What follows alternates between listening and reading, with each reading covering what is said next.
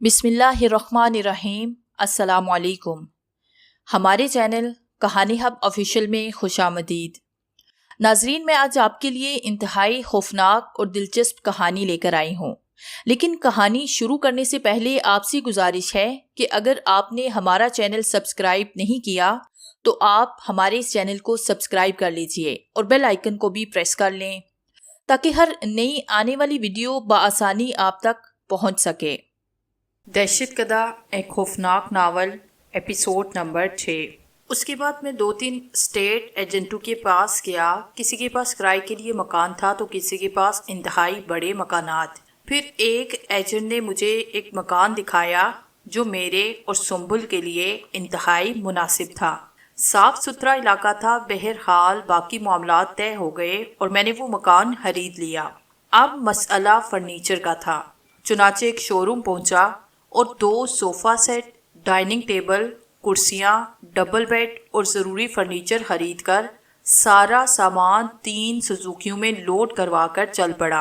फिर ये सारा सामान भी मैंने उन्हीं मजदूरों की मदद से कमरों में सेट करवाया जो मेरे साथ ये सामान लेकर आए थे।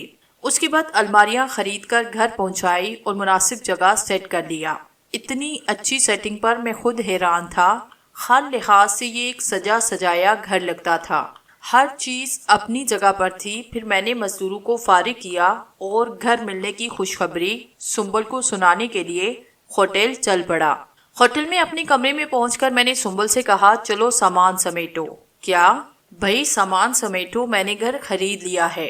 क्या घर खरीद लिया? मगर कैसे? इतने पैसे कहाँ से आए तुम्हारे पास?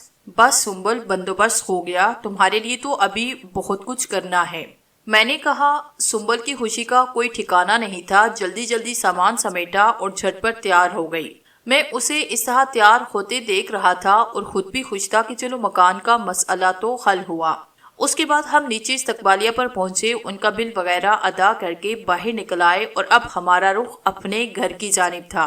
घर देखकर सुंबल की आंखें खुली की खुली रह गई। उसने मुझसे कहा, इतना खूबसूरत और प्यारा घर, इसका तस्वुर तो मैं ख्वाब में भी नहीं कर सकती थी। मैडम, ये तस्वुर नहीं हकीकत है और ये लीजिए, संभालिए इसे। मैंने घर की चाबियां उसके हवाले करते हुए कहा। बहरहाल सुंबल एक एक चीज देखकर खुश होती रही थी। मैं भी मसरूर था। फिर अचानक ही कॉल बेल बजी और हम दोनों चौंक पड़े। फिर मैंने कहा, अरे ये कौन आ गया? देख लीजिए, अब मेहमान भी आना शुरू हो गए। मैं देखता हूँ, मैंने कहा और दरवाजे की तरफ चल पड़ा। फिर मैंने दरवाज़ा खोला तो सामने ही एक बुजुर्ग को खड़े पाया। सफ़ेद दाढ़ी, सर पर टोपी, शेरवानी पहने हुए इंतहाई पुरौब शख्सियत के मालिक नजर आ रहे थे। जी फरमाइए, मैंने कहा। मियाँ, हमारा नाम काजी इलाही बख्श है। आपके सामने वाले घर में रहते हैं। आज काफ़ी दिनों के बाद इस घर में चहल पहल देखी तो हमसे रहा न गया और हमने सोचा कि आपसे तारुफ हासिल करें। वैसे क्या नाम है आपका? जी, मेरा नाम शाहू है। अरे आप इस तरह खड़े क्यों हैं? अंदर आइए, मैंने कहा और बुजुर्ग को लेकर अंदर आ गया। अंदर आकर मैंने बुजुर्ग को एक सोफे पर बैठने की पेशकश की और दूसरे पर खुद बैठ गया। मुआफ कीजिएगा मियाँ, एक बात पूछना चाहते हैं आपसे। जी जी फरमाइए। आप यहाँ अकेले रहेंगे? नहीं, मेरे साथ सुंबुल भी है, मैंने कहा और सुंबुल को आवाज़ दी और सुंबुल शर्माती हुई अंदर आई। ये गालिबन जोजा है आपकी? जी नहीं। तो फिर बहन? नहीं नहीं, हम बहुत जल्द शादी करने वाले हैं, मैंने मुस्कुराते हुए कहा। अच्छा अच्छा, माशाल्लाह। सुंबल ने करीब आकर उन्हें सलाम किया। उन्होंने उसके सर पे हाथ फेरकर दुआ दी। फिर कहने लगे, मुआफ करना मियाँ, वैसे तो हमें तुम्हारे ज़ाती मामलात में दखल देने का कोई हक नहीं, लेकिन शादी से पहले इस तरह लड़की का तुम्हारे साथ रहना बात कुछ समझ नहीं आई। मुझे ये बुजुर्ग अच्छे लगे थे और मैंने दिल में सोचा कि इन्हें सारी हकीकत बताने में कोई खर्च नहीं। चुनाचे मैंने इनसे कहा, मोहतरम, बात यह है कि ये एक बेसहारा लड़की है, इसका इस दुनिया में कोई नहीं। ये मुझे एक हादसे के तहत एक जगह मिली थी और फिर मैंने इससे शादी का फैसला कर लिया।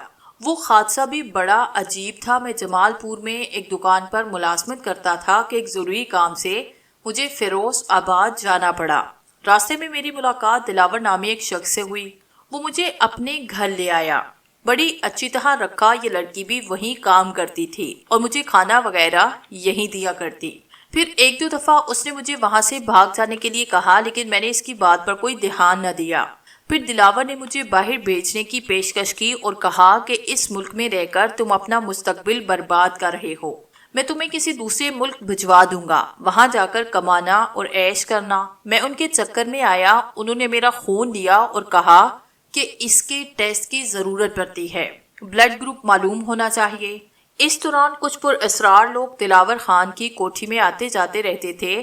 پھر ایک رات میں اپنے ایک ساتھی کی مدد سے دلاور خان سنبل کو کوٹھی میں بنے ہوئے تہانے میں لے گیا۔ چیخو پکار کی آواز سن کر میں بھی اس کے پیچھے وہاں پہنچ گیا۔ وہاں میں نے دل، پھیپھڑے، گردے وغیرہ بڑے بڑے جاروں میں رکھے ہوئے دیکھے اور میں سمجھ گیا کہ یہ کوئی ایسا گروہ ہے جو انسانی اعضاء کی تجارت کرتا ہے۔ پھر تھوڑی سی جدوجہد کے بعد میں نے سنبل کو ان کے چنگل سے چھڑایا اور دلاور خان کے بارے میں پولیس کو بتا دیا۔ پھر نہایت ہی ہوشیاری سے ہم لوگ یہاں تک پہنچے۔ یہاں آ کر میں نے نوکری تلاش کی، مالکان سے قرضہ لیا اور یہ مکان خرید لیا۔ اب ہم بہت جلد شادی کر لیں گے۔ میاں واقعی یہ تو ایک نیک کام ہے، خدا تم دونوں کو خوش رکھے۔ آپ کے گھر میں کون کون ہے؟ اس پر سنبل نے کہا، بیٹی میں ہوں اور میری بیگم مہر النساء، بس ہم دو ہی افراد ہیں۔ ہمارے رشتہ دار بھی مختلف شہروں میں رہتے ہیں، اولاد کوئی نہیں ہماری۔ ساری زندگی جو کمایا وہ دو گھروں پر لگا دیا۔ ایک گھر میں ہم خود رہتے ہیں، دوسرا ایک دوسرے علاقے میں ہے اور کرائے پر اٹھایا ہوا ہے۔ بس وہاں سے کرایہ آ جاتا ہے اور گزر بسر بڑے عیش سے ہو جاتی ہے۔ ان بزرگ نے بھی اسی سادگی سے اپنے تمام حالات بیان کر دیے۔ پھر وہ کہنے لگے، بیٹا کیا ہم تمہیں اپنا بیٹا بنا سکتے ہیں؟ جی میں سمجھا نہیں۔ بیٹے دیکھو، ہمارا اس بڑی دنیا میں کوئی بھی نہیں، ہماری کوئی اولاد نہیں، اگر ہوتی تو وہ بھی شاید تمہارے جتنے ہی ہوتے۔ تم دونوں ہمیں بڑے اچھے لگے ہو اور ہم دل سے یہ چاہتے ہیں کہ تم دونوں ہمارے بیٹا بیٹی بن جاؤ۔ میں بھی جذباتی ہو گیا تھا، میں نے کہا، محترم اس دنیا میں ہم دونوں کو اپنے ماں باپ دیکھنا نصیب نہیں ہوئے اور ہم لوگ شاید ہمیشہ ماں باپ کے پیار سے محروم رہتے، لیکن اب ایسے لگتا ہے جیسے واقعی ہمیں بھی کوئی دل سے بیٹا کہے گا، ہمارا بھی اس دنیا میں کوئی اپنا ہوگا، کوئی پوچھنے والا ہوگا۔ آج سے آپ ہمیں اپنی ہی اولاد سمجھیے اور جو فرائض آپ ضروری سمجھتے ہیں وہ ہمیں بتا دیجیے، انشاءاللہ ان کی تعمیل میں کوئی کمی نہیں آئے گی۔ شکریہ بیٹے، بہت شکریہ۔ اچھا اب یہ بتاؤ کہ رات کے کھانے میں کیا کھاؤ گے؟ ارے نہیں، اس تکلف کی کیا ضرورت، سنبل نے کہا۔ پھر وہی بات، بچے تو فرمائش کرتے ہیں اپنے ماں باپ سے، تو پھر تم وہی تکلف کی بات کر رہی ہو۔ اچھا ایسا کرتے ہیں، مرغی کا قورمہ بنوا لیتے ہیں اور بریانی اور کچھ پکوانا چاہو تو۔ نہیں بابا، بس اتنا ہی بہت ہے، سنبل نے کہا۔ ہاں یہ ہوئی نا بات، بس اب تم لوگ مجھے بابا ہی کہنا، اور سنو کسی بھی چیز کی ضرورت ہو تو بلا جھجک کہہ دینا، ٹھیک ہے؟ جی بالکل، میں نے کہا۔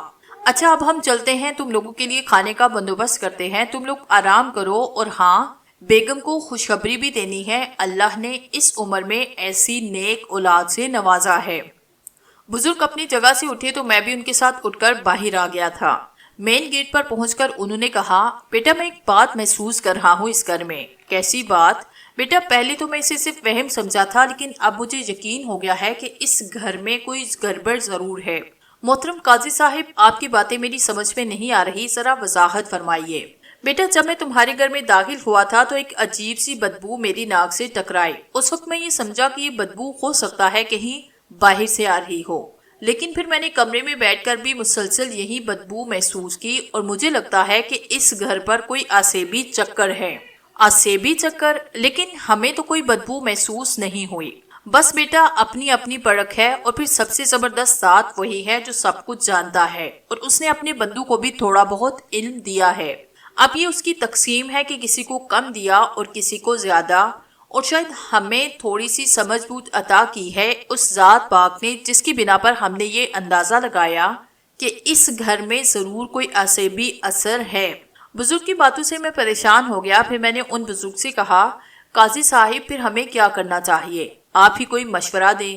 بیٹا اتنا پریشان ہونے کی ضرورت نہیں، اس کا بھی کچھ نہ کچھ بندوبست ہو جائے گا۔ پہلے ہم اپنے بیٹے کا نکاح کرائیں گے، بالکل پریشان مت ہو، سنبل کے ساتھ وقت گزارو، اسے خوش رکھو، اور ہاں یہ سب ہم نے اس لیے تمہیں اکیلے میں بتایا کہ سنبل کو کچھ پتہ نہ چلے، وہ بچی ہے بلا وجہ ڈر جائے گی، اسے بالکل کچھ نہ بتانا، اور ہاں نکاح کی تیاریاں کرو، جلد ہی ہم تمہارا نکاح پڑھوائیں گے۔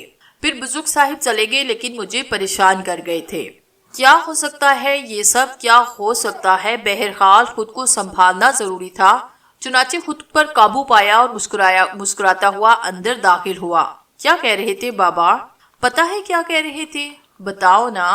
کہہ رہے تھے نکاح کی تیاریاں کرو، بہت جلد وہ ہمارا نکاح پڑھا دیں گے، میں نے کہا، اور سنبل کا چہرہ شرم سے سرخ ہو گیا۔ اس نے گردن جھکا لی، میں اس کے قریب پہنچا، پھر میں نے دونوں ہاتھوں سے اس کا چہرہ اوپر اٹھایا۔ سنبل، ایک شوہر کی حیثیت سے میں دنیا کی ہر خوشی تمہیں دینے کی کوشش کروں گا۔ تم میرے ساتھ ہو، میرے لیے بس دنیا کی سب سے بڑی خوشی یہی ہے۔ اچھا میڈم، میں نے مذاقن کہا اور ہنس پڑی۔ اس کے بعد ہم لوگ کافی دیر تک باتیں کرتے رہے تھے۔ پھر اس وقت رات کے تقریباً 8 بجے تھے کہ ہماری بیل بجی اور میں باہر چلا گیا۔ وہی بزرگ تھے، ان کے ساتھ ایک خاتون بھی تھی، دونوں ہاتھوں میں 2 ٹرے اٹھائے ہوئے تھے۔ بزرگ نے مجھے دیکھ کر کہا، بھائی یہ ہے ہماری زوجہ محترمہ مہر النساء بیگم، یہی ہے ہماری سب کچھ۔ اچھا آئیے تشریف لائیے۔ میں انہیں لے کر اندر چل پڑا تھا۔ اندر جا کر خاتون نے دونوں ٹرے ایک جگہ رکھے۔ سنبل نے انہیں دیکھتے ہی سلام کیا اور انہوں نے بڑے شفقت بڑے انداز میں سلام کا جواب دیا۔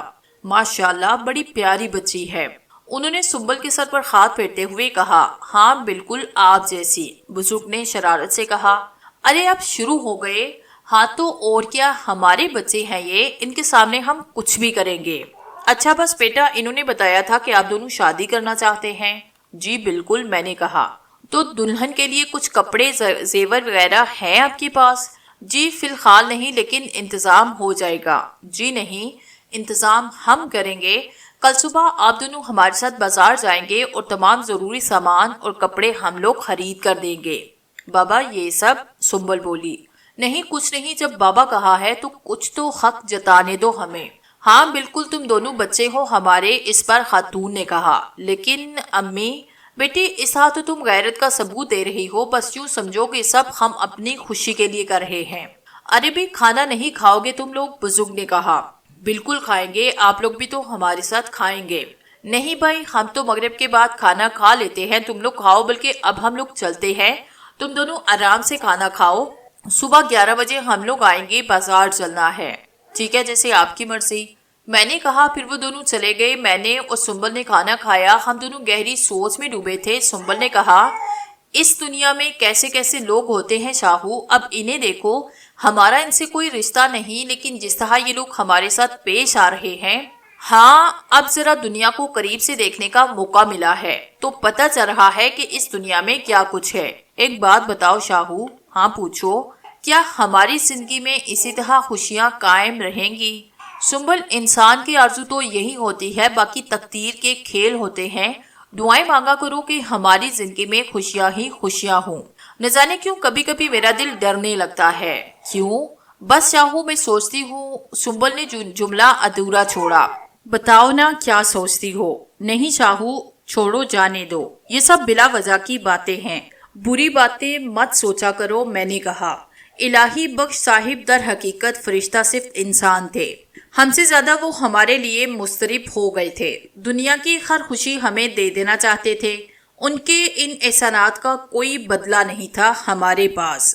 3-4 دن گزر گئے، ویسے الہی بخش صاحب جب بھی آتے ان کے چہرے پر ایک عجیب سی کیفیت پھیل جاتی۔ اس دن میں نے ان سے پوچھ ہی لیا، کیا بات ہے قاضی صاحب، آپ کچھ پریشان سے نظر آتے ہیں؟ نہیں بیٹے، بس دعائیں مانگتے ہیں تمہارے لیے کہ اللہ تمہیں ہر دنیا کی خوشی نصیب کرے، تمہارے اوپر آنے والی ہر بلا ٹل جائے۔ اصل میں یہ بدبو جو تمہارے گھر میں آتی ہے کچھ مناسب نہیں۔ میں تمہیں ڈرانا نہیں چاہتا، لیکن جو تھوڑا بہت علم میرے پاس ہے وہ یہ بتاتا ہے کہ کوئی دشمن تمہارے پیچھے لگا ہے۔ اب اس دشمنی کی کیا بنیاد ہے یہ میری سمجھ میں نہیں آتا۔ پہلے تو کبھی اس گھر میں کسی عصبی قوت کے بارے میں کسی سے بھی نہیں سنا تھا۔ اگر یہاں کوئی عصبی قوت ہے تو آخر وہ یہاں کہاں سے پہنچ گئی؟ سوچتا ہوں کہیں وہ تمہارے ساتھ لگی تو یہاں تک نہیں آئی۔ میرے دل میں کئی بار یہ خیال آیا کہ قاضی صاحب کو اس بارے میں بتاؤں لیکن ہمت نہ پڑی۔ بہرحال دوسرے دن قاضی صاحب نے آ کر کہا، مہر النساء کہہ رہی ہے کہ سنبل کو میرے ساتھ بھیجو، آج شام کو میں نے کچھ لوگوں کو مدعو کر لیا ہے۔ سنبل کے بزرگ کی حیثیت سے میں موجود ہوں، تمہارے کچھ دوست احباب ہیں یہاں پر؟ نہیں قاضی صاحب، کوئی نہیں۔ خیر کوئی فکر کی بات نہیں، یہ تو صرف باتیں ہوتی ہیں، اصل مسئلہ نکاح کا ہے۔ لیکن قاضی صاحب، میں نے کہنا چاہا، لیکن کچھ نہیں، جو میں کہہ رہا ہوں کیا تم میری وہ بات نہیں مانو گے؟ بھلا میری یہ مجال کہ انکار کر سکوں؟ میں نے مسکراتے ہوئے کہا۔ تو پھر ٹھیک ہے، سنبل بیٹی کہاں ہے؟ اسے بلاؤ۔ سنبل کو میں نے کمرے ہی میں سب کچھ سمجھایا۔ اس کا چہرہ شرم سے سرخ ہو گیا۔ پھر وہ قاضی صاحب کے ساتھ ان کے گھر چلی گئی اور میں سوچوں میں ڈوب گیا۔ کاش میری زندگی سے ہر مشکل ٹل جائے اور کوئی ایسی بات نہ ہو جو میرے لیے پریشان کن ہو۔ پھر شام کو تمام رسومات ہوئی، میں نے صاف ستھرے کپڑے پہنے، قاضی صاحب مجھے لینے آ گئے۔ قاضی صاحب کے کچھ شناسا وہاں موجود تھے جو میرے اور سنبل کے نکاح کے گواہ بنے۔ قاضی صاحب نے بڑی محبت سے ہم دونوں کا نکاح پڑھایا، اپنے موجود دوستوں میں چھہارے تقسیم کیے، رات کے کھانے کا بندوبست بھی انہوں نے کیا تھا، اور اس کے بعد انہوں نے تھوڑا سا سامان ہمارے حوالے کیا جو انہوں نے خود خریدا تھا۔ کمال کے انسان تھے، احسان پر احسان کیے جا رہے تھے، بے مقصد اور بے غرض۔ بہرحال رات کو سنبل دلہن کی حیثیت سے اس گھر میں آئی۔ مہرالنساء بیگم خود ہی اسے پہنچانے آئی تھی، چنانچہ وہ خجلہ عروسی میں پہنچا دی گئی۔ میری زندگی کو ایک اور نیا سہارا ملا تھا۔ بقیہ وقت جس طرح گزرا میں نہیں جانتا۔ سنبل کمرے میں تھی، دلہن بنی بیٹھی ہوئی تھی۔ یہ بھی انوکھی شادی تھی۔ وہ لڑکی میری زندگی کی ساتھی بن گئی تھی جس کے بارے میں کبھی خواب میں بھی سوچا نہ تھا۔ مائی میرا کی گاڑی گھسیٹنے والا ایک فقیر آج کیسی زندگی گزار رہا تھا۔ اس میں کوئی شک نہیں کہ روپمتی کے چکر میں پھنسنے میں میری کسی کوشش کا دخل نہیں تھا۔ پتہ نہیں تقدیر نے کیوں یہ کھیل کھیلا تھا۔ غور کرتا تو اس کھیل میں مجھے لاتعداد فائدے بھی نظر آتے۔ جو کچھ ہو گیا تھا کبھی بھی نہ ہو پاتا، اور یہ نہ ہوتا تو سنبل میری زندگی میں شامل نہ ہوتی۔ اب تو یہ لگتا تھا جیسے سنبل اگر میری زندگی میں شامل نہ ہوئی تو شاید میں کبھی مکمل نہ ہوتا، اور وہیں دو پیسے کا فقیر رہتا۔ پتہ نہیں میں روپمتی مجھ سے اور کیا کیا کام لینا چاہتی ہے، بس خوف تھا دل میں۔ کبھی تو یہی ہوتا تھا کہ کیا میرے اندر کسی انسان کو قتل کرنے کی صلاحیت ہے؟ میں سوچ بھی نہیں سکتا تھا۔ پھر میں نے سنبل کے بارے میں سوچا، ایک عجیب سی شرم کا احساس ہو رہا تھا۔ حالانکہ وہ اتنے عرصے سے میرے ساتھ تھی، ہر طرح کی بے تکلفی تھی ہمارے درمیان، لیکن اس وقت اس کے کمرے میں جاتے ہوئے ایک عجیب سی جھجک ہو رہی تھی مجھے۔ لیکن بہرحال زندگی تو یہی سب کچھ ہوتی ہے، اور میں اپنی زندگی کی جانب چل پڑا۔ کمرے کا دروازہ کھولا تو سیج پر بیٹھی ہوئی سنبل کو دیکھا۔ گڑیا سی لگ رہی تھی بالکل، لمبا سا گھونگھٹ نکالا ہوا تھا، اس کے کان میرے قدموں کی آہٹ پر لگے ہوئے تھے۔ دھڑکتے دل کے ساتھ میں آگے بڑھا اور مسحری کے قریب پہنچ گیا۔ سنبل اسی طرح ساکت بیٹھی ہوئی تھی، کچھ لمحے سوچتا رہا۔ اس کے بعد میں نے جذباتی لہجے میں کہا، سنبل، میں جو کچھ ہوں تم اس سے اچھی طرح واقف ہو، بلکہ یوں کہنا چاہیے سنبل کہ مجھے ایک سمجھدار انسان بنانے میں تمہاری ہی محنت کا دخل ہے۔ دنیا سے بہت کچھ سیکھا جاتا، لیکن تم نے مجھے جو کچھ سکھایا وہ بہت زیادہ ہے۔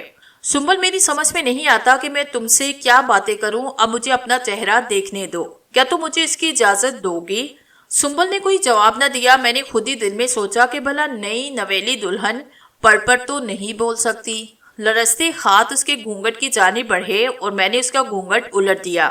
لیکن اس کے بعد اگر کسی نے بم کا دھماکہ سنا ہو اور بالکل قریب سے سنا ہو تو سمجھ لے کہ وہی حقیقت میری ہوئی تھی۔ بم کے دھماکے سے کم نہیں تھا۔ میری آنکھیں پتھرا گئی، سر جھنجھنا کے رہ گیا، کان سائیں سے کرنے لگے، آنکھوں پر یقین نہیں آ رہا تھا۔ وہ چہرہ گھونگھٹ سے نمودار ہوا تھا، وہ سنبل کا نہیں بلکہ وہ روپمتی تھی۔ روپمتی جس کے چہرے پر ایک بھیانک مسکراہٹ کھیل رہی تھی۔ میرا دل لرز کے رہ گیا۔ یہ سنبل روپمتی کی شکل کیوں اختیار کر گئی؟ یہ سب کیا ہے؟ سنبل روپمتی مسکراتی نگاہوں سے مجھے دیکھ رہی تھی۔ پھر اس نے کہا کہ سوچ میں ڈوب گئے شاہو، تم؟ ہاں، تم تو جیون کے مزے لے رہے ہو اور میں نرک کی آگ میں جل رہی ہوں۔ اپنے تو سارے کام کرنے بیٹھ گئے، یہ نہیں سوچا کہ روپمتی سے بھی پوچھ لے کہ تیرا کیا کام ہے۔ روپمتی، صرف ایک بات بتاؤ مجھے، میں نے اپنے آپ کو سنبھال کر پوچھا۔ ہاں، کیا سنبل کے روپ میں تم تھی؟ کیسی باتیں کرتے ہو؟ وہ منحوس لڑکی میں کیسے ہو سکتی ہوں؟ وہ منحوس ہے؟ روپمتی کے چہرے پر ایسے آگ بھڑکنے لگے۔ تو پھر یہ بتاؤ کہ سنبل کہاں ہے؟ دوسرے کمرے میں ہے، بے ہوش پڑی ہے۔ بے ہوش؟ ہاں۔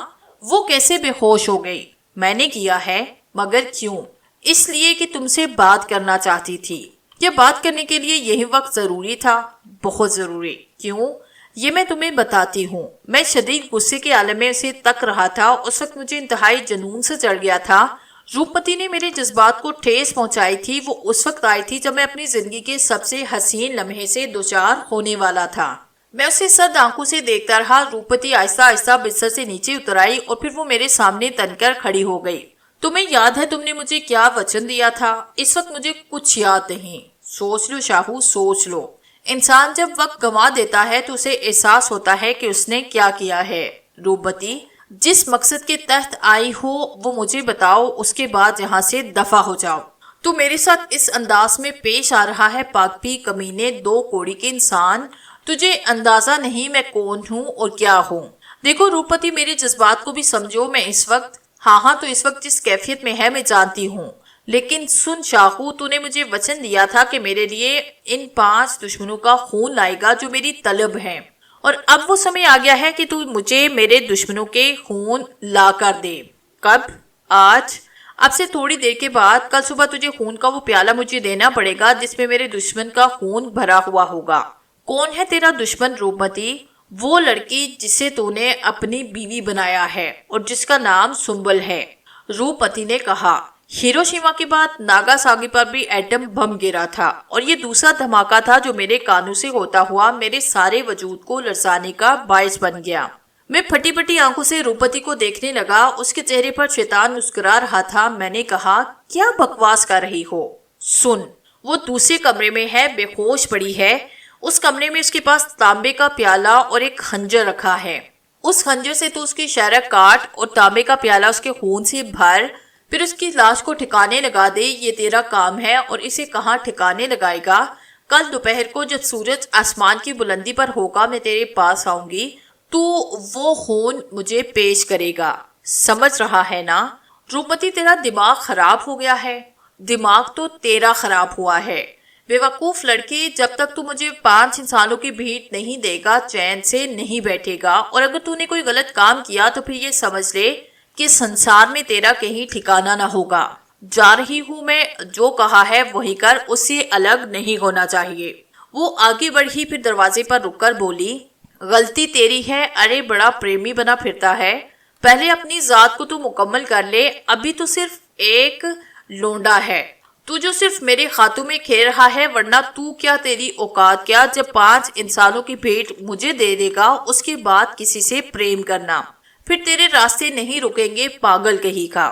وہ دروازہ کھول کر باہر نکل گئی اور میں پترایا ہوا سا وہیں کا وہیں رہ گیا۔ کچھ دیر کے لیے تو سوچنے سمجھنے کی قوتیں ختم ہو گئی۔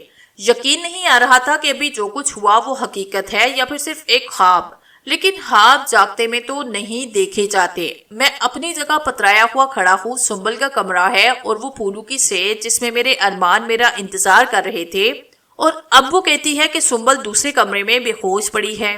کیا خوشیاں اتنی ہی ناپائیدار ہوتی ہیں؟ ایک لمحہ نہیں لگتا انسان کو خوشی سے غم کی طرف آتے ہوئے۔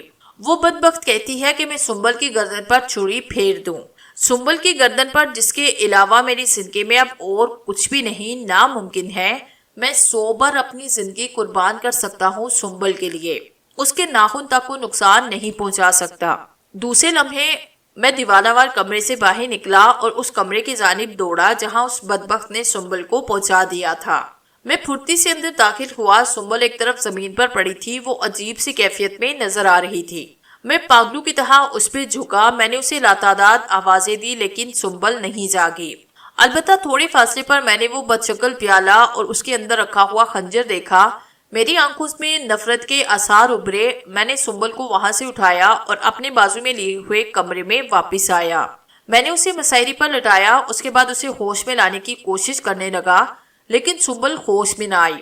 عجیب سحاگ رات تھی یہ۔ دلہا دلہن کو آغوش میں لیے بیٹھا تھا اور ذہن میں لاتعداد تصورات ابھر رہے تھے۔ میں نے دل میں سوچا کہ کچھ بھی ہو جائے سوال ہی پیدا نہیں ہوتا سنبل کو نقصان پہنچانے کا۔ نتیجہ جو کچھ بھی ہو، پھر میرے دل میں قاضی صاحب کا خیال آیا۔ اس سلسلے میں قاضی صاحب کو مکمل اطلاع دینا ضروری ہے۔ کل دوپہر تک کا وقت تھا میرے پاس۔ قاضی صاحب ہی کوئی بہتر مشورہ دے سکتے تھے۔ سنبل کو یہاں تنہا چھوڑنا بھی میرے لیے مناسب نہ تھا۔ کہیں میری غیر موجودگی میں اسے ہوش نہ آ جائے، کہیں روپمتی سے نقصان پہنچانے کی کوشش نہ کریں۔ آخر روپتی سنبل کی دشمن کیوں ہو گئی؟ یہ بات میری سمجھ میں نہیں آ رہی تھی، لیکن کچھ بھی ہو، روپتی جیسی ہزار عورتیں اگر یہ کہیں کہ میں اب سنبل کو کوئی نقصان پہنچا دوں تو میں کسی قیمت پر بھی یہ نہیں کروں گا، اور نہ ہی اب میں روپتی کے مقصد کے لیے کوئی کام کروں گا، چاہے اس کی کتنی ہی بڑی سزا مجھے کیوں نہ ملے۔ یہ میرا آخری اٹل فیصلہ ہے۔ میں نے دل میں سوچا، بہت دیر تک سوچ میں ڈوبا رہا، پھر میں نے یہی طے کیا کہ صبح کو قاضی صاحب کے پاس جاؤں گا۔ میں ساری رات آنکھوں میں کاٹنے کے بعد صبح کو اٹھا اور غسل خانے میں جا کر منہ ہاتھ دھویا۔ سنبل بدسور بے ہوش پڑی تھی، اب اس کی اس طویل بے ہوشی سے بھی مجھے وحشت ہو رہی تھی۔ میں منہ ہاتھ دھونے کے بعد ایک نگاہ سنبل پر ڈال کر باہر نکلا ہی تھا کہ دروازے سے مجھے قاضی صاحب اندر داخل ہوتے ہوئے نظر آئے۔ ان کے ساتھ ایک اور بزرگ بھی تھے جن کے چہرے پر لمبی داڑھی تھی اور لمبے لمبے بال شانوں تک لٹک رہے تھے۔ ایک عجیب سا جلال ان کے چہرے پر چھایا ہوا تھا۔ میں نے آگے بڑھ کر سلام کیا تو قاضی صاحب بولے، کہاں جا رہے تھے شاہو؟ آپ کے پاس۔ میں نے سرد لہجے میں کہا، آؤ اندر آؤ، میں تمہارا تعارف ایک ایسی شخصیت سے کراتا ہوں جس کے بارے میں جان کر تم حیران رہ جاؤ گے۔ قاضی صاحب، میں باقی ساری باتیں اندر چل کر ہوں گی، قاضی صاحب نے کہا، اور میں الٹے قدموں واپس اندر آیا۔ ان بزرگ کو جو قاضی صاحب کے ساتھ آئے تھے میں نے دیکھا، اور ایک لمحے میں میرے دل پر ایک عجیب سا اثر ہوا تھا۔ بزرگ اندر آئے، میں انہیں باہر والے کمرے میں لے کر بیٹھا۔ سناؤ سنبل کیسی ہے؟ قاضی صاحب، میں آپ سے کچھ کہنا چاہتا ہوں۔ اس سے پہلے میرے مرشد سے ملو۔ یہ مرشد غیاث اللہ ہیں، بس یوں سمجھ لو کہ فقیر منش ہیں۔ اللہ نے انہیں کیا کیا عطا کر دیا یہ میں بھی نہیں جانتا۔ اصل میں نے ان سے تذکرہ کیا تھا اس بدبو کا اور اس خدشے کا جس کا اظہار میں تم سے کر چکا ہوں۔ تو مرشد نے فرمایا کہ آؤ ذرا دیکھیں۔ مرشد رات کو ہی میرے پاس آئے تھے۔ میں نے بڑے احترام سے ان بزرگ کو سلام کیا تو وہ بولے، جو کہنا چاہتے ہو وہ کہو، ہم بعد میں بولیں گے۔ مرشد، میں ایک پریشان حال انسان ہوں۔ انسان جب برائیوں کی طرف چلا جاتا ہے تو اسے لاتعداد جھوٹ بولنا پڑتے ہیں، ایسے جھوٹ بھی جن پر اس کا دل ہمیشہ اسے ملامت کرتا رہے۔ کہتے رہو بیٹا، کہتے رہو۔ مرشد، میں اصل میں بڑی عجیب و غریب زندگی گزارتا رہا ہوں، شاید کوشش کے باوجود میں اس کے بارے میں آپ کو بتا نہ سکوں۔ واقعہ میں وہاں سے آپ کو بتاؤں گا جہاں ایک کمبخت عورت مجھے ملی۔ وہ مجھے دھوکے سے لے گئی، اس کے بعد اس نے ایسے ایسے انوکھے کھیل کھیلے کہ میری عقل دھنگ رہ گئی۔ تفصیل بتاؤ، بزرگ نے آنکھیں بند کر کے کہا، اور اس کے بعد میری زبان اس طرح چل پڑی جیسے کوئی فلم چل رہی ہو۔ میں محسوس کر رہا تھا کہ ایک ایک لفظ مجھے یاد آ رہا ہے اور میں کسی پر اسرار قوت کے زیر اثر بول رہا ہوں۔ قاضی صاحب کی آنکھیں بھی شدت حیرت سے پھیلی ہوئی تھی۔ جب میں ساری کہانی سنا چکا تو بزرگ نے کہا، وہ مورتی کہاں ہے؟ میرے پاس ہے، لے کر آؤ۔ میں تیزی سے اندر گیا، اس کے بعد مورتی لے کر بزرگ کے سامنے آیا۔ رکھ دو اسے، تھوڑے فاصلے پر رکھ دو۔ دیکھا تم نے، الہی بخش پتہ چل گیا کہ بدبو کہاں سے آ رہی ہے۔ غیاث اللہ صاحب مورتی کو دیکھتے رہے، کچھ سوچتے رہے، پھر تھوڑی دیر کے بعد بولے، تو وہ کیا کہہ گئی ہے؟ وہ کہہ گئی ہے کہ دوپہر کو اس وقت جب سورج آسمان کی بلندیوں پر پہنچ جائے گا تو وہ خون سے بھرا پیالہ اور خنجر لینے کے لیے آئے گی۔ لڑکی، اس کی کیا حالت ہے؟ وہ بے ہوش پڑی ہے، رات بھر ہوش نہیں آئی۔ میں نے رندی ہوئی آواز میں کہا، نہیں فکر مت کرو، میں جانتا ہوں وہ ہوش میں کیوں نہیں آئی۔ اصل میں بیٹے، برائی تو خود تم نے اپنے اندر پیدا کر لی۔ انسان کو نیک و بد کی تمیز کرنے میں دقت نہیں محسوس کرنی چاہیے۔ جتنے واقعات تمہیں پیش آئے ان میں سے یہ بات تو ظاہر تھی کہ کوئی بدروح ہے اور تمہیں اپنے گندے مقصد کے لیے استعمال کر رہی ہے۔ تمہیں یہ مورتی اس سے لینی ہی نہیں چاہیے تھی، مگر انسان دولت کی چمک میں اندھا ہو جاتا ہے۔ تم نے اسے یہ وچن دے دیا کہ تم اس کے 5 دشمنوں کے خون اسے پیش کرو گے۔ جی مرشد، میں نے واقعی اسے یہ الفاظ کہے تھے۔ بہت برا کیا تھا تم نے۔ انسانوں کو زندگی دینے والا کون ہے؟ جواب دو، اللہ تعالی۔ تو تم نے ایک ایسے کام کی حامی بھر لی جو اصل میں اللہ کا کام تھا۔ دیکھو، شیطان کو قوتیں دی گئی ہیں کہ وہ انسانوں کو بھٹکائے، بہکائے اور انہیں گمراہ کرنے کی کوشش کرے۔ شیطان بس اتنا ہی کر سکتا ہے۔ یہ الگ بات ہے کہ تم وہ گناہ اپنے ساتھ لے لیتے ہو، بس یہی حساب ہے اور یہی حساب ہوتا ہے۔ تم اس سے اگر یہ کہہ دیتے کہ تم یہ کام نہیں کر سکتے تو زیادہ بہتر ہوتا۔ شرمندگی کے علاوہ اور کچھ نہیں ہے میرے پاس۔ خیر بات اگر تمہاری ہی ہوتی تو معاف کرنا مجھے۔ شاید میں کچھ نہ کرتا تمہارے لیے، لیکن وہ ایک معصوم اور بے گناہ زندگی کے در پہ ہے۔ یہ میرے لیے ناقابل برداشت نہیں قاضی، کیا تم اس بچی کو اپنے گھر لے جا سکتے ہو؟ جی مرشد جی۔ تو ٹھیک ہے، اسے اپنے گھر لے جانے کا انتظام کرو، وہ آرام سے ہوش میں آ جائے گی اور ہوش میں آنے کے بعد اسے کچھ بتانے کی ضرورت نہیں، باقی دیکھتے ہیں کہ اللہ کیا کرتا ہے۔ ویسے میاں ایک بات بتاؤ، کیا نام ہے تمہارا؟ شاہو، میں نے کہا۔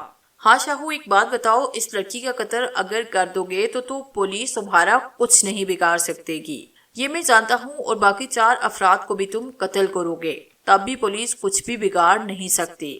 اس کے بدلے میں تمہیں یہ سب کچھ مل رہا ہے، یہ معمولی بات نہیں، تم کروڑ پتی ارب پتی بن سکتے ہو، ایسی درجنوں لڑکیوں سے شادی کر سکتے ہو، پھر تم یہ کیوں کر رہے ہو؟ مرشد نہیں، میں فطرتاً برا انسان نہیں ہوں، میں ساری دنیا چھوڑ سکتا ہوں، لیکن سنبل کو کوئی نقصان پہنچانا میرے بس کی بات نہیں۔ دیکھو عزیزی، زندگی میں اپنی خوشی حاصل کرنے کے لیے بہت سی قربانیاں دینا پڑتی ہیں، دولت کے حصول کے لیے۔ تم بلا وجہ ایک لڑکی کی زندگی بچانے کی کوشش کر رہے ہو۔ مرشد، میں جانتا ہوں آپ میرا امتحان لے رہے ہیں۔ مرشد، میں بیکاری بننے کے لیے تیار ہوں، میں کچھ بھی کرنے کے لیے تیار ہوں، لیکن سنبل کو نقصان نہیں پہنچا سکتا۔ حق کہتے ہو؟ جی مرشد۔ تو پھر سنو، سب سے پہلے اس مورتی کو اٹھا کر کسی ایسی گندی جگہ پھینکاؤ جہاں سے یہ دوبارہ تمہارے ہاتھ نہ لگ سکے۔ جی مرشد، میں یہ کرنے کے لیے تیار ہوں۔ اس کے بعد اس گھر پر، اس کی ہر چیز پر لعنت بھیجو اور محنت مزدوری کی زندگی گزارنے کا عہد کرو۔ میں ایسا ہی کروں گا مرشد۔ یہ صرف ایک جذباتی بات ہے، بعد میں تو نہیں سوچیں گے کہ زندگی کے عیش و آرام حرام ہو گئے؟ نہیں سوچوں گا۔ تو پھر ٹھیک ہے، اب جو کچھ میں بتا رہا ہوں وہ تمہیں کرنا ہے۔ حکم مرشد۔ مورتی کے بارے میں جیسا میں نے کہا، اسے کسی گندے گٹر میں ڈال دو۔ گھر کے باہر ایک گٹر ہے، میں وہاں ڈال دیتا ہوں اسے۔ جاؤ پہلے یہ کر کے آؤ۔ میں نے خوشی کے ساتھ وہ مورتی اٹھائی اور اسے لے کر گھر سے باہر نکل آیا۔ پھر میں نے فاصلے پر بہتے ہوئے گندے گٹر کا ڈھکن کھولا اور مورتی اس گٹر میں پھینک کر ڈھکن بند کر دیا۔ گویا وہ میرے عزم کا ثبوت تھا۔ وہاں واپس پہنچا تو مرشد مسکرا رہے تھے۔ انہوں نے کہا، خوب، اب تم یوں کرو کہ بازار جاؤ، بکرے کا خون حاصل کرو، بلکہ ایسے کرو، ایک بکرا یہیں ذبح کرو، کالے رنگ کا بکرا ہونا چاہیے، یہ تمام انتظامات کرو، اور قاضی تم یوں کرو کہ جس طرح بھی بن پڑے لڑکی کو اٹھا کر اپنے گھر لے جاؤ، بکرے کا خون پیالے میں بھر کر دوپہر کو تم اسے پیش کرو گے، اس کے بعد جو کچھ بھی ہوگا وہ مجھے بتاؤ گے، ٹھیک ہے مرشد؟ ڈرو گے تو نہیں؟ نہیں مرشد۔ چلو پھر ٹھیک ہے، یہ تمام چیزیں تمہیں چھوڑنا ہوں گی، نئے سرے سے زندگی کا آغاز کرنا ہوگا، میں تمہیں دوبارہ کہہ رہا ہوں۔ مرشد آپ بالکل بے فکر رہے، سب کچھ آپ کے حکم کے مطابق ہوگا۔ چلو قاضی پھر اٹھو۔ تھوڑی دیر کے بعد قاضی صاحب نے میری اور مرشد غیاث اللہ کی مدد سے بے ہوش سنبل کو اپنے گھر پہنچایا۔ مہرونسا سنبل کو بے ہوش دیکھ کر حیران رہ گئی۔ کیوں، کیا ہوا، اسے ہو کیا گیا ہے؟ مہرونسا بیگم نے پوچھا۔ بس بے ہوش ہو گئی ہے، لیکن سنو، ہوش میں آئے تو اس سے کوئی سوال نہ کرنا، خود ہی جو کچھ بتائے اسے سن لینا، سمجھ رہی ہو نا؟ قاضی صاحب نے اپنی زوجہ کو ہدایت کی۔ ٹھیک ہے، بس تو میاں جو کچھ تم سے کہا میں نے وہ کرو، اس کے بعد وقت کا انتظار کرو۔ میں نے گردن ہلائی۔ کالا بکرا وہیں میں نے اپنے اس رہائش گاہ کے بیرونی حصے میں ذبح کیا تھا، اس کا خون کا پیالہ بھر لیا تھا، باقی بکرے کو قاضی صاحب کی ہدایت کے مطابق صدقے کے طور پر دے دیا اور وہ جگہ بالکل صاف کر لی، لیکن اب میرا دل لرز رہا تھا۔ قاضی صاحب اور مرشد تو چلے گئے اور روپتی کے آنے کا وقت ہوتا جا رہا تھا۔ میں آسمان کی طرف دیکھتا تھا اور میرے دل میں شدید کپکپاہٹیں ابھر رہی تھی، نہ جانے اب کیا ہوگا۔ یہ وقت جس طرح گزرا تھا میرا دل ہی جانتا تھا، زندگی میں اس سے زیادہ خوف کبھی محسوس نہیں کیا تھا۔ میں اس بڑے کمرے میں جا کر بیٹھ گیا جہاں خون کا پیالہ اور خنجر رکھا ہوا تھا۔ یہ کمرہ میرے گھر کا سب سے بڑا کمرہ تھا۔ یہاں کوئی خاص چیز نہ تھی، یعنی فرنیچر وغیرہ، بس ننگا فرش تھا۔ ویسے بھی یہ کمرہ بہت کم استعمال ہوتا۔ میں یہ سوچ رہا تھا کہ اب کیا ہوگا۔ ویسے میں نے خلوص دل کے ساتھ اس دولت سے توبہ کر لی تھی جو مجھ سے سنبل جیسی لڑکی کو چھین رہی تھی۔ ارے اس دنیا میں لاکھوں افراد غریبی کی زندگی گزارتے ہیں، محنت مزدوری کر کے سنبل کو جو کچھ کھلاؤں گا وہ اچھا ہوگا، بجائے اس کے کہ اپنے دل کی دنیا اپنے ہاتھوں سے برباد کروں اور گندگی ہی میں ڈوبتا چلا جاؤں۔ وہ تو تقدیر اچھی تھی کہ قاضی الہی بخش، اس کے بعد غیاث اللہ جیسی عظیم شخصیت مجھے مل گئی، ورنہ میرا کیا حشر ہوتا وہ تو مجھے۔ اس کے بعد اچانک میری سوچوں کا سلسلہ منقطع ہوا، باہر قدموں کی آواز سنائی دی، پھر دروازہ کھلا، اس کے بعد رومتی نے اپنا پاؤں اندر رکھا، لیکن میں نے اس کا پاؤں دیکھا تھا اور اس وقت میں نے جو کچھ دیکھا وہ اس سے پہلے کبھی نہ دیکھا۔ کبھی غور ہی نہ کیا بلکہ غور نہیں کیا تھا۔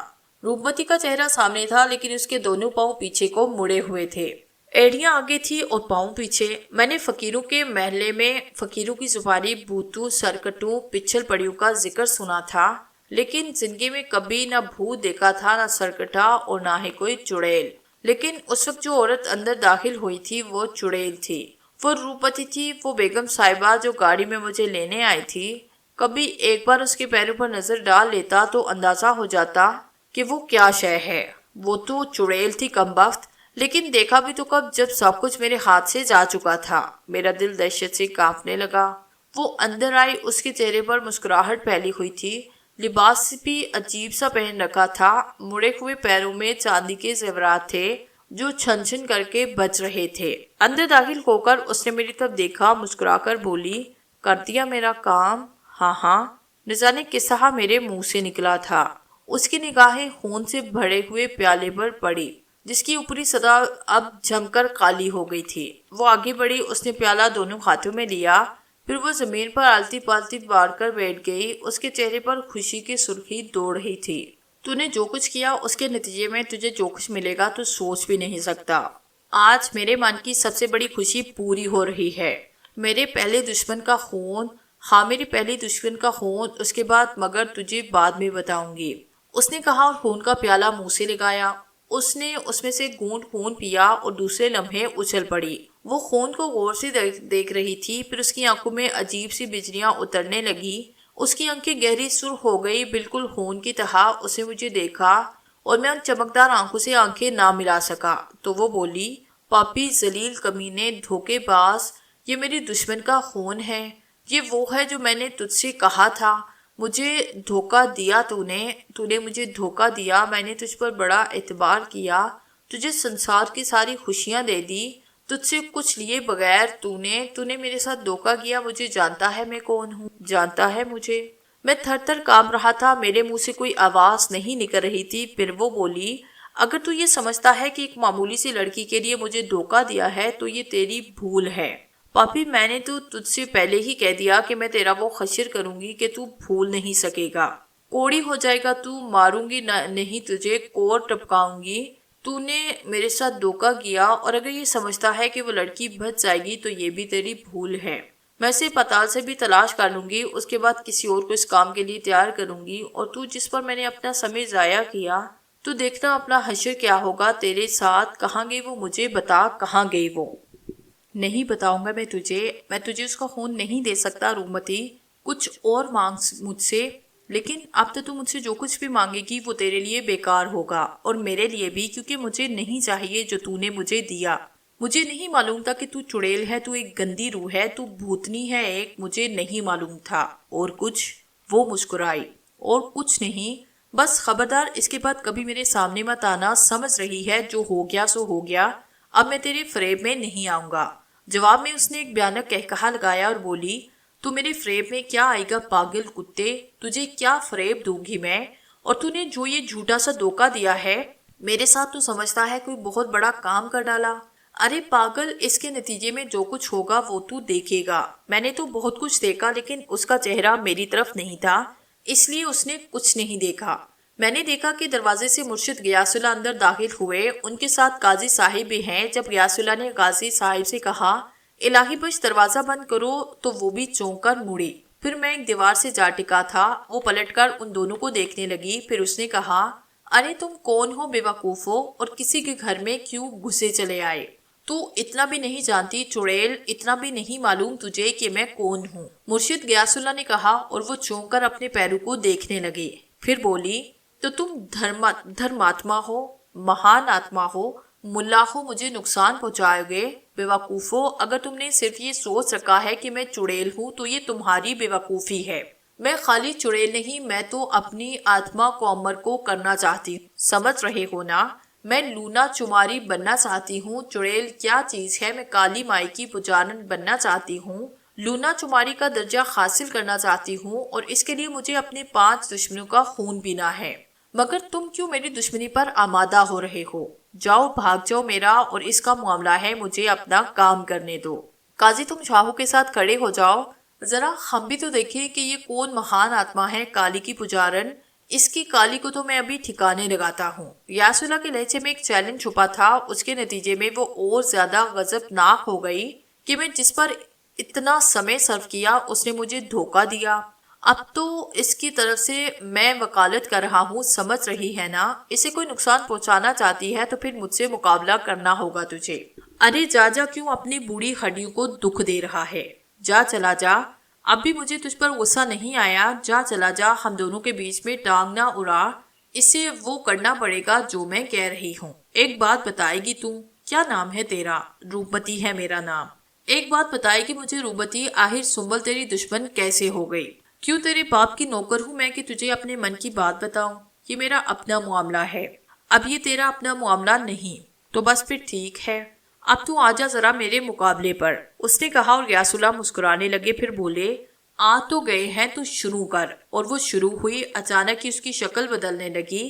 روپمتی کا چہرہ بہت خوبصورت تھا، یہ بات میں نے دل میں پہلے بھی کئی بار سوچی تھی، لیکن اب آہستہ آہستہ اس کا چہرہ بدلتا جا رہا تھا۔ اس کے ہونٹ نیچے لٹکنے لگے تھے، اوپر والا ہونٹ مڑ کر ناک سے جا لگا تھا، دانتوں کی لمبائی بڑھتی جا رہی تھی، آنکھیں بھیانک انداز میں پھٹنے لگی تھی، اس کا چہرہ گہرے سرخ رنگ میں ڈوبنے لگا، پھر رفتہ رفتہ وہ گہری سرخ ہو گئی۔ یہ محسوس ہوتا تھا جیسے اس کا چہرہ نہیں، گوشت اور خون کا ایک لوتھڑا ہے۔ آنکھیں انگاروں کی طرح دہک رہی تھی، اور پھر اس کے منہ سے آواز نکلی، پاپی بڈھے، تیری موت ہی تجھے گھیر لائی ہے، تو کیا کر سکتا ہے؟ بھائی، ہم لوگ جو ہوتے ہیں نا، وہ موت کو زیادہ اہمیت نہیں دیتے، بلکہ ہمارے لیے بہترین موت وہی ہوتی ہے جو کسی بلائی میں آئے۔ ویسے یہ جگہ بہت چھوٹی ہے، دل تو یہ چاہتا تھا کہ کسی کھلے میدان میں تجھ سے مقابلہ ہو، مگر چل ٹھیک ہے، ایسے ہی صحیح، کیا فرق پڑتا ہے؟ اب تو ایسا کر کہ پہلے خود کوئی کوشش کر، اس کے بعد پھر ہم کریں گے۔ تو پھر یہ لے۔ اس نے اچانک ہی منہ بلند کر کے ایک زور کی آواز نکالی، اس کے منہ سے لاتعداد لمبے لمبے کیڑے نکلے۔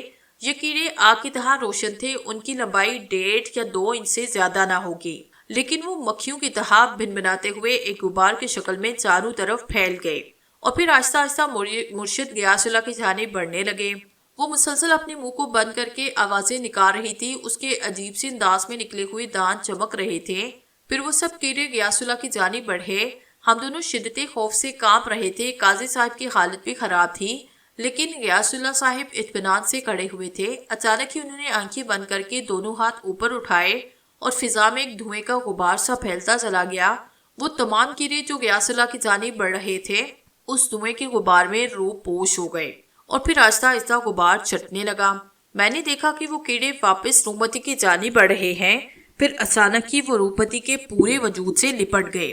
ایک لمحے کے لیے روپمتی نے ان کیڑوں کو اپنے چہرے اور برتن سے ہٹانے کی کوشش کی، لیکن دوسرے لمحے اسے کچھ خیال آیا، اس نے دونوں ہاتھ اوپر کر کے نیچے جھٹکے، اس کے پورے بدن سے روشنی پھوٹنے لگے۔ یہ آگ کی جیسی روشنی تھی جس کی تپش بھی محسوس ہو رہی تھی۔ دیکھتے ہی دیکھتے وہ تمام کیڑے کوئلہ ہو کر نیچے گرنے لگے تو روپمتی نے کہا، اور بول بڈھے، اب کیا کرے گا؟ یہ تو جل گئے، تو نے ہی انہیں پیدا کیا تھا، تو نے ہی انہیں جلایا، اب اس کے بعد میری طرف سے بھی تو وار کا انتظار کر، کیا سمجھی؟ میرا تیرا کھیل تو شروع ہو چکا ہے بڈھے، اب ذرا مزے کا کھیل ہوگا۔ تو سمجھتا ہے کہ تو کامیاب ہو گیا، لیکن میں اس کے لیے تیار ہو کر نہیں آئی تھی، اب تجھ سے باقاعدہ مقابلہ ہوگا۔ یہ کہہ کر وہ ایک دم دروازے کی طرف بھاگی، اور غیاث اللہ کا کہا فضا میں گونج اٹھا، بھاگ گئی سسری کہیں کی۔ ارے جب تیرا دل چاہے آ جانا، غیاث اللہ نے کہا، اور پھر قاضی صاحب سے بولے، شیطان بھاگ گیا ہے، فنا نہیں ہوا، خطرہ قائم ہے، کچھ سوچنا پڑے گا، بے خبری مناسب نہیں، آؤ بیٹھ کر باتیں کریں گے۔ میرے ہوش خراب تھے، اگر تقدیر سے لوگوں کا سہارا نہ حاصل ہوتا تو میں بھلا اس چڑیل کا کیا بگاڑ سکتا تھا۔ ہم سب ایک کمرے میں بیٹھے، تب غیاث اللہ صاحب نے کہا، میاں شاہو، اب تجھے سوچ سمجھ کر میرے سوالوں کا جواب دینا ہوگا۔ جی صاحب، پہلی بات میں تمہیں یہ بتا دوں کہ یہ کوئی عام چڑیل نہیں، بلکہ عام چڑیل بدروحیں وہ ہوتی ہے جو انسان کو نقصان پہنچانے کے لیے در پہ رہتی ہیں، انہیں ڈراتی ہیں، خوفزدہ کرتی ہیں۔ لیکن یہ روپمتی، یہ کالی دیوی کی پجارن ہے، ان کے ہاں کالی دیوی شیطان کے نائب کی حیثیت رکھتی ہے۔ اس کالی دیوی کے پجاری امر شکتی کے حصول کے لیے جادو سیکھتے ہیں، اس کے دوران انہیں لوگوں کا خون بھی پینا ہوتا ہے، خون پینے کے بعد پجاری کالی دیوی کو ایک بھینٹ دیتے ہیں. وہ بھینٹ بھی بڑی عجیب ہوتی ہے. پجاری اپنے جسم کے 5 مختلف حصوں کو زخم لگاتے ہیں، پھر ان کا خون یکجا کر کے کالی دیوی کو تلک لگایا جاتا ہے اور پھر یہ پجاری امر شکتی کے مالک بن جاتے ہیں. کالی دیوی کی طرف سے یہ تحفہ ہوتا ہے ان کے لیے. اور پھر یہ پجاری اگر روپتی کی کیفیت میں ہوں تو انہیں اپنے مقصد کو پورا کرنے کے لیے کسی سہارے کی ضرورت ہوتی ہے، ایک ایسا سہارا جو ان کے لیے خون فراہم کر سکے. چند منتخب انسانوں کا خون، اس کے بدلے میں وہ اپنے اس سہارے کو دنیاوی آسائشیں تو دے دیتے ہیں، لیکن خود ان پجاریوں کو جو طاقت حاصل ہوتی ہے وہ بہت ہی اعلیٰ ہوتی ہے. لیکن بیٹا، اس ذات باری کے سامنے دنیا کی ساری طاقتیں ہیچ ہیں. جس نے یہ کائنات بنائی، تمہیں ہمیں بنایا، نیک و بد ہمارے سامنے کیے. اب یہ انسان کی اپنی مرضی ہے کہ وہ اپنی زندگی کس طرح گزارتا ہے. اس لیے ہم تم سے پوچھ رہے ہیں کہ تم یہ عیش و آرام چاہتے ہو یا سنبل کی زندگی. مرشد میں ہر حال میں صرف اور صرف اپنی سنبل کی زندگی چاہتا ہوں. تو پھر ٹھیک ہے، ابھی اور اسی وقت یہ جگہ چھوڑو. اس حرام کی کمائی سے خریدی ہوئی ہر چیز، یہاں تک کہ یہ کپڑے بھی. قاضی صاحب کا کوئی جوڑا پہنو، لیکن یہ کپڑے اتارو، کیونکہ یہ مورتی کی کمائی ہے، تمہاری محنت کی نہیں. اور ہاں، اگر مناسب سمجھ تو فی الحال قاضی الہی بس کے ہاں ہی قیام کرو. کیوں قاضی؟ جی مرشد، بالکل میرے بچے ہیں یہ. وہ بچی اتنے پیار سے مجھے بابا کہتی ہے اور خود شاہو بھی میرا احترام کرتا ہے. یہ دونوں مجھے بے حد عزیز ہیں. میرا پورا گھر حاضر ہے ان کے لیے. شاہو، ایک بار پھر سوچ لو. مرشد، اب میرے فیصلے آپ لوگوں نے کرنے ہیں، بس اس سے زیادہ اور کیا کہہ سکتا ہوں. چلو پھر اٹھو، یہاں سے نکلو. غیاث اللہ صاحب نے کہا اور ہم تینوں اس کمرے سے باہر نکل آئے. پھر ہم لوگوں نے یہ جگہ بھی چھوڑ دی. اس کے بعد ہم لوگ قاضی صاحب کے گھر پہنچ گئے. سب سے پہلے غیاث اللہ صاحب نے سنبل کا جائزہ لیا. پھر وہ کہنے لگے، یہ صبح تک ہوش میں آ جائے گی. روپتی نے اصل میں صرف اس لیے بے ہوش کیا تھا کہ یہ لڑکی تمہارے کام میں مزاحمت نہ کرے.